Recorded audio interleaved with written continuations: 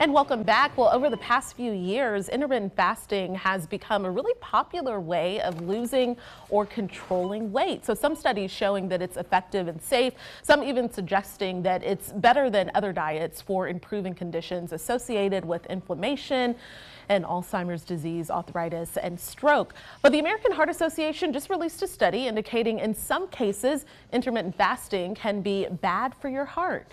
Dr. Nathan Boyer joins us now. He's a cardiologist at St. David's South Austin Medical Center.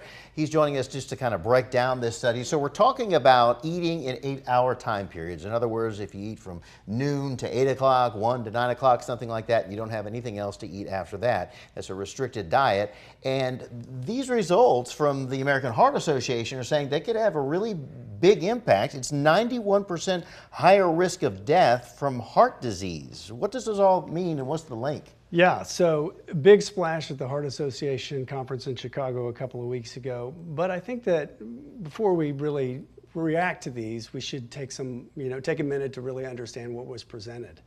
The data that was presented was in an abstract form, so very early form of the data. And it was a retrospective analysis where they're looking back at people who had self-reported, which can have some errors in it in terms of what their diet was over 7 to 15 years. The authors did note that there was this signal that there may be some cardiovascular risk associated with intermittent fasting, but there were a lot of other things that we didn't know, still don't know, about what they were eating, how accurate their reporting was, and then other risk factors were, were they diabetic, were they smokers, were they overweight? And so there were a lot of pieces that were missing. This was an abstract study, so it wasn't really a complete peer review trial, meaning that it hadn't been sent to the experts yet. We haven't done an in-depth analysis on it. So I think before we really make, as a cardiovascular community, a decision on whether or not we think intermittent fasting is safe, we need to dive a little more deeply on this. Okay, and we know that there are several types of intermittent fasting. Yeah. Is there one method that's better than the other, and how do you really ensure that you can do this effectively and safely? Yeah, great question. Diets are so personal. And there's so many other components other than just the time component as well. The quality of the food you're eating, how much you're eating, and then if you want to incorporate an intermittent fasting component, I would say that probably the 8-hour period is most popular, but some people do a 5-2, which is sort of like every other day you're eating, or every third day you're eating a very light day, 500 calories or something like that.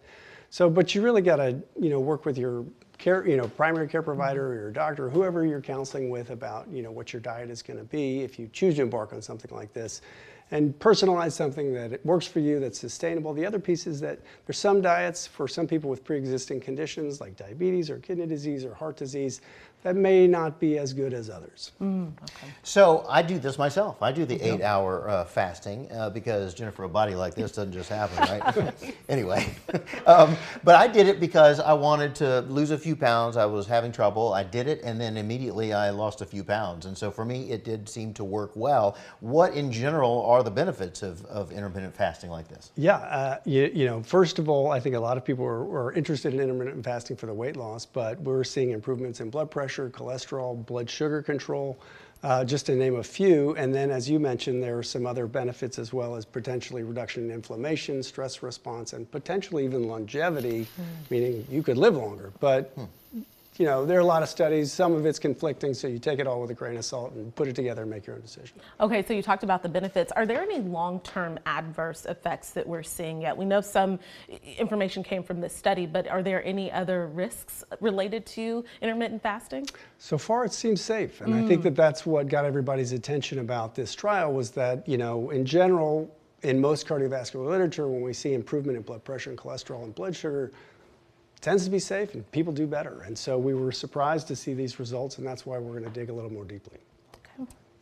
Dr. Nathan Boyer, thank you so much for joining us. I feel a little bit better about doing my intermittent fasting Good now. decision. Thanks, guys. Thank you so much. It was a pleasure.